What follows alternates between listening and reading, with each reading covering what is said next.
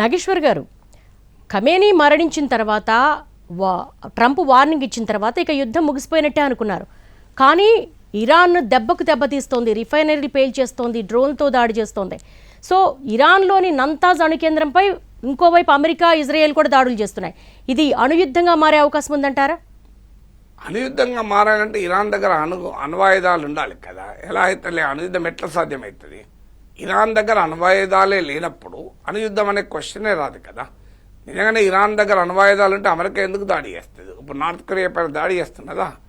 అంత కిమ్ గురించి ఒక్క మాట కూడా ట్రంప్ మాట్లాడుతున్నాడా? అణ్వాయుధాలు ఉంటే అసలు ఎవడు ముట్టుకోడు, అది లేకనే కదా. అందుకే కదా ఇరాన్ అణ్వాయుధాలు తయారు చేయాలని ఆలోచిస్తుంది. ఇప్పటి వరకు ఇంటర్నేషనల్ ఎక్స్పర్ట్ చెప్పేది ఇరాన్ దగ్గర 60% ఎన్రిచ్మెంట్, అంటే ఆ యురేనియంను శుద్ధి చేస్తూ ఉండాలి.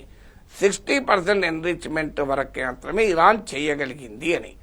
90% ఎన్రిచ్మెంట్ చేయగలిగితే దాన్ని వెపన్ గ్రేడ్ ఫిసైల్ మెటీరియల్ అంటారు.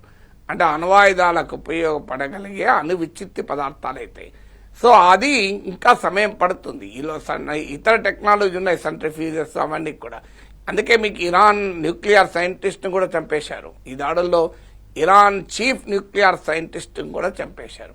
అందువల్ల ఇరాన్ ఇంకా న్యూక్లియర్ వెపన్, అమెరికా కూడా చెప్పేది న్యూక్లియర్ వెపన్ కోసం ప్రయత్నం చేస్తుంది అంటాం తప్ప ఇరాన్ దగ్గర అణ్వాయుధాలు ఉన్నాయని ఇప్పటి వరకు అమెరికా చెప్పలేదు, ఇరాన్ కూడా చెప్పలేదు. అందువల్ల అణుయుద్ధం అనే అవకాశమే ఉత్పన్నం కాదు. ఎందుకంటే ఇరానే కాదు, ఎంటైర్ ఇస్లామిక్ ప్రపంచంలో అణ్వాయుధాలున్న ఏకైక దేశం పాకిస్తాన్ మాత్రమే. ఆ పాకిస్తాన్ అమెరికాకు నమ్మినద్దామంటూ మిత్ర దేశం. అందుకే మీరు గమనించండి, ఇరాన్ పైన ఎప్పుడు అటాక్ చేయాలన్నా ట్రంప్ మొదలు పాకిస్తాన్ దువ్వుతాడు. మీరు గమనించండి, ఎందుకంటే పాకిస్తాన్ ఇది కీలకమైన కంట్రీ. ఇక్కడ మీరు జూన్లో అటాక్ చేసే ముందు అసీం మునీర్ వైట్ హౌస్కి వెళ్ళాడు. I love Pakistan, Asim Munir the terrific guy అంటూ ట్రంప్ మెచ్చుకున్నాడు. సరిగ్గా ఇప్పుడు కూడా మీరు గమనించండి, ఇరాన్ పైన వార్ ప్రకటించిన తర్వాత ఏమంటున్నాడు?